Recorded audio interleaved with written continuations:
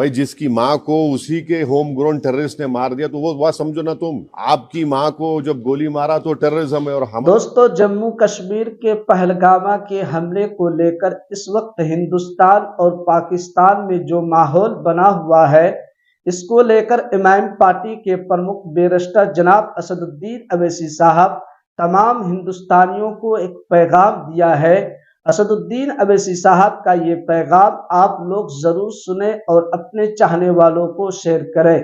दोस्तों, असदुद्दीन अवैसी साहब ने कहा, पहलगामा को लेकर मोदी सरकार जो फैसला लेगी हम लोग उसके साथ है।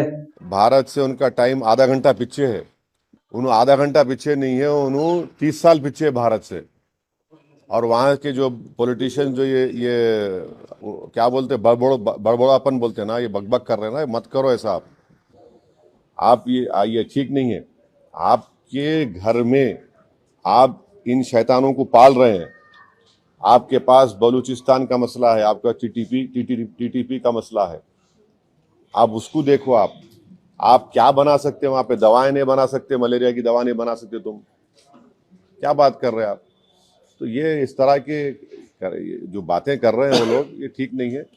समुदाय सिंधु का पानी सिंधु नदी का पानी जो है रोकने का निर्णय भारत सरकार ने लिया, उसको उत्तर दिया कि हम बम डाल देंगे जो भुट्टो है। दोनों मुद्दों को कैसे देखिए, वो उन्होंने जो है अभी राजनीति में आए हैं, उनको ये सोचना पड़ेगा कि उनकी अम्मा को किसने मारा। टेररिज्म तो मारी ना उनकी वालदा उनकी। उनको अगर वो समझ में नहीं आ रहा तो क्या समझाएंगे उनको भी? भाई जिसकी माँ को उसी के होम ग्रोन टेररिस्ट ने मार दिया तो वो बात समझो ना तुम।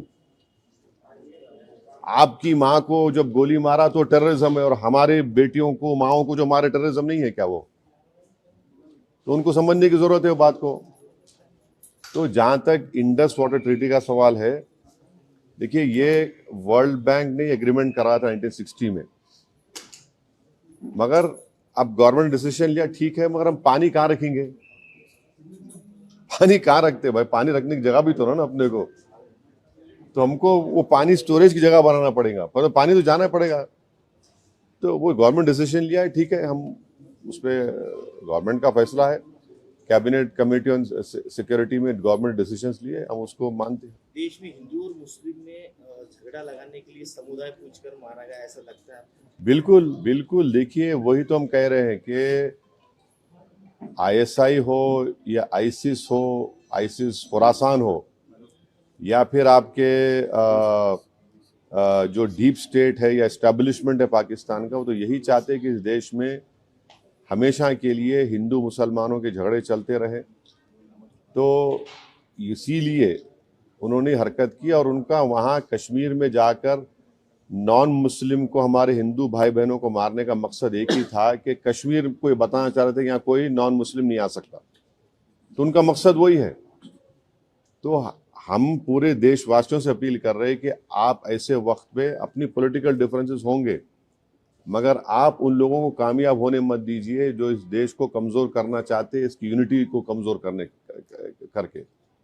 कश्मीर पर जैसा कि नाम लेकर मारा गया कहा जा रहा है, तो उसी तरह से अब मुल्क में हिंदू मुस्लिम किया जा रहा है। बीजेपी के लीडरान जो है तो नाम लेकर पूछ कर मार रहे हैं। दादर का वाकया सामने आया है। तो ठीक है, वो जो कर रहे, गलत कर रहे, वो लोग मुल्क के मफाद में काम नहीं कर रहे, हम उसका मजम्मत करते, कंडेम करते हैं।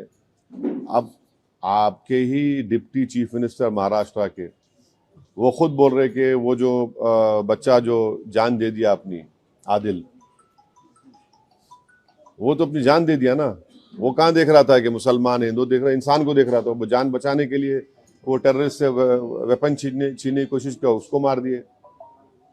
तो ये जो अगर हमारे देश में से कोई कर रहा है, गलत है, ये इसको हम कंडेम करते हैं। सरकार ने जो अल्टीमेटम दिया था कि जितने पाकिस्तानी उनको पाकिस्तान भेजा जाए, वो चले जाए, मगर यहाँ की राज्य सरकार में जो है देवेंद्र फडणवीस बोल रहे कि पूरे गए और एकनाथ शिंदे जी बोल रहे 160 अभी बाकी है।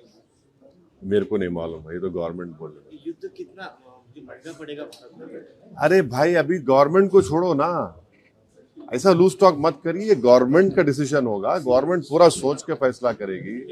नहीं सुनिए, एक मिनट सुनिए, गवर्नमेंट क्या करेगी नहीं करेगी वो गवर्नमेंट तय करेगी। हमारा बोलना अपोजिशन कहता है कि आप इस पर स्ट्रांग एक्शन लीजिए, ये खत्म होना ये चीज।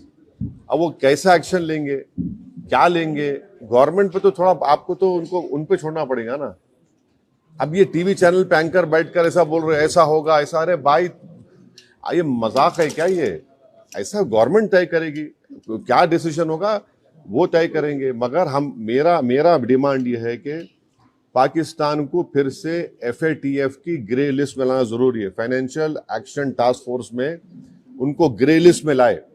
ग्रे लिस्ट में लाए तो उनको ये देखिए, इलीगल पैसों से फाइनेंस करे टेररिज्म ये लोग, कोई वाइट का पैसे नहीं, कि इलीगल पैसे से। तो FATF की दोबारा लिस्ट की ग्रे लिस्ट में पाकिस्तान को डालना जरूरी है। हम डिमांड करेंगे ये गवर्नमेंट से कि उनको FATF के ग्रे लिस्ट में डालो आप, तभी जाकर उनका होगा। और हम लोग पूरा उन पे साइबर अटैक करना, हमारे पास एथिकल हैकर्स है, हमारे पास नेवल और एयरफोर्स ब्लॉकेट कर सकते, इंटरनेशनल लॉ में कर सकते हम। और अगर कल कोई एक्शन गवर्नमेंट लेगी तो यूनाइटेड नेशन का कानून है आर्टिकल 51 जो सेल्फ डिफेंस में आपको राइट देता, और नॉन स्टेट एक्टर्स के खिलाफ भी आप एक्शन ले सकते। तो ये सब चीजें हैं। और भारत के संविधान में आर्टिकल 355 है। 355 के तहत कोई स्टेट में अगर एक्सटर्नल एग्रेशन होता तो सरकार की जिम्मेदारी उसको रोकने की। शहीद अफरीदी ने ऐसा स्टेटमेंट किया है, भारत खुद ही अपने लोगों को मारता है और फिर बाद में हमारे ऊपर नाम लेता है। कौन है जी इन्हें? शहीद अफरीदी कौन है इन्हें? नाटक है क्या ये? छोड़ो ना, तुम क्या जोकरों का नाम ले रहे मेरे सामने, छोड़ो ना इन लोगों को। क्या बार उनको जो प्रोटेस्ट करने जा रहे हैं कैसा है उसका? हाँ बहुत अच्छा है। कल परभनी में इतना शानदार मीटिंग हुआ, आप नहीं देखे फोटो? जी देखिए ना फिर। तो क्या आगे अब वो सब हमारे सदर साहब आए हुए हैं, आपको तफसील सुनाएंगे। मगर हमारा देखिए, आपको हम समझा रहे हैं, पंढरपुर की मंदिर है, पंढरपुर की मंदिर में ट्रस्टी कौन हो सकता बोलो आप? हिंदू हो सकता ना, नॉन हिंदू नहीं हो सकता ना। अब उसमें आप हम कोई बोले नहीं नॉन हिंदू को बनाओ, वो तकलीफ होती नहीं होती? हम भी वही बोल रहे हैं, वक्फ बोर्ड में क्यों आप बनाना चाह रहे हैं नॉन मुस्लिम को? आपका उधर फेथ है, आपका मामला है, तो हमारा भी तो है ना। हम कहाँ अलग है? रिलीजन है ना, वो रिलीजन है तो हमारा भी तो रिलीजन है। आप पंढरपुर में अगर नॉन हिंदू को नहीं बना सकते तो वक्फ बोर्ड में कैसे बनाएंगे आप दो को? तो दोस्तों, आपने सुना इमाम पार्टी के प्रमुख बैरिस्टर जनाब असदुद्दीन अवैसी साहब, जम्मू कश्मीर के पहलगामा में जो हमला हुआ था इसको लेकर क्या कहा है। और असदुद्दीन अवैसी साहब इस बयान के अंदर तमाम पाकिस्तानियों को बहुत बड़ा पैगाम दिया है। दोस्तों, असदुद्दीन अवैसी साहब का ये बयान आप लोगों को कैसा लगा हमें कमेंट करके जरूर बतलाइए।